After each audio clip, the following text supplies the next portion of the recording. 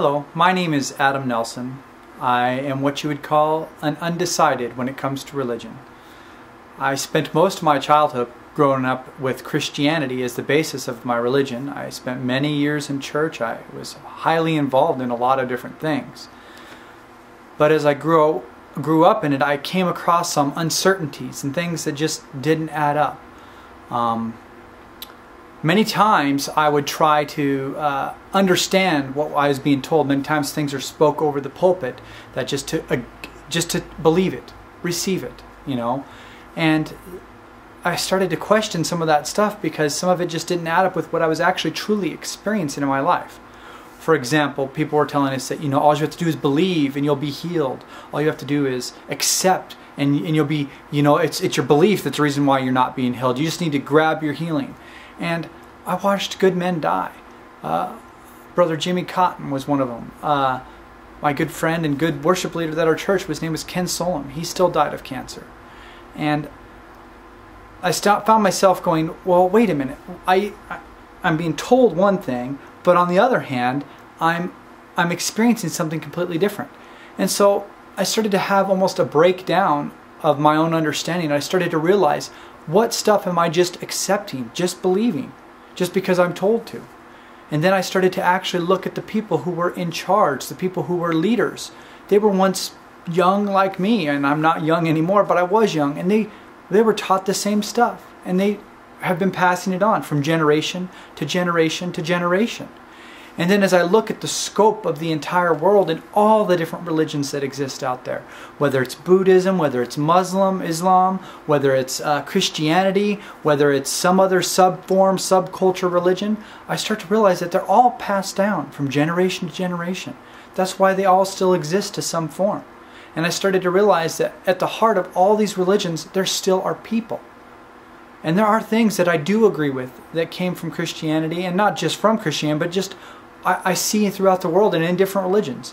To love people is the truth. To spread the message of love and compassion and forgiveness. I accept that message and I wholeheartedly believe in that message. Now, do I believe in everything else that I've ever been taught by Christianity? No.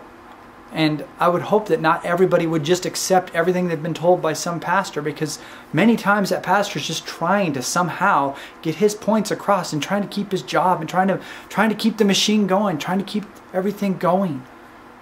But realistically, we're never meant for that. Life is life, and life happens. Sometimes good stuff happens to bad people, and sometimes bad stuff happens to great people.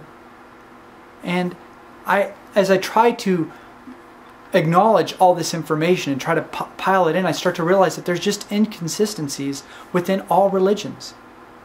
And so as it sits right now, it's not that I don't believe in anything. It's more of I'm on the fringe, and I'm looking in, and I'm seeing certain things that I do agree with, certain truths that I do, and they match up with a lot of different religions. But I believe people get radical about their religion, and then they create problems, because I believe just as bad as radical Islam, radical Christianity can be just as damaging. I've seen it with my own eyes. And so this is where I'm at. So if you ask me what I believe, it's kind of hard for me to say, because I don't even know if there's a name for what I have. Some people say, well, you're agnostic. I'm not really agnostic, because there's a difference. See, people think agnostics will never understand. And I'm open. If God wants to speak to me, I would love to hear the voice of God. But in my life, from what I've experienced so far, I've cried out many times, and I've sat there alone in a room waiting for that answer. You read it in books, and you see it in sermons, and you see it all kinds of stuff. But all I hear is dead silence. And so I ask myself, well, then am I just maybe not a chosen one, or one of the elect, what some people say, and I'm just destined for bad? I don't buy that either. So I'm open and I'm waiting. If God wants to speak to me, He knows my address, and I'm open. If it's the God of whatever, I'm open to Him, the God of love. See, God is love, so that's what I find myself worshiping, is love. I choose to love people, even if they're flawed, failing, not perfect. Love them. And stop judging. Stop judging and hurting and blaming and all this kind of stuff that I see throughout most religions, a lot of times by religious people. It's blaming everyone for everything, all their problems and all that stuff. Stop that. And instead, love people. Have compassion. Forgive when I'm wronged. I do my best to try to forgive. It's hard. It's not easy. But that's the direction that I'm going, and that's the direction that I lead. And it's funny how many people just have a problem with where I'm at right now, and I'm sorry to those that do. But the reality of it is, I'm open to believing in something, but I'm not just going to grab it because someone tells me to, because I've realized that a lot of stuff out there is regurgitation. People who just keep passing on the same bad information, and people just latch on grabbing hope. And the reality of it is I want a real, lasting, truthful experience for me to just believe something.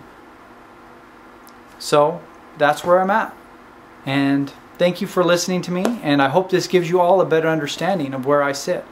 I do love you all, and it's hard that I feel like a lot of people have separated from me because of my beliefs. But I encourage you, open up dialogue with me. I'm open to discussion and talking.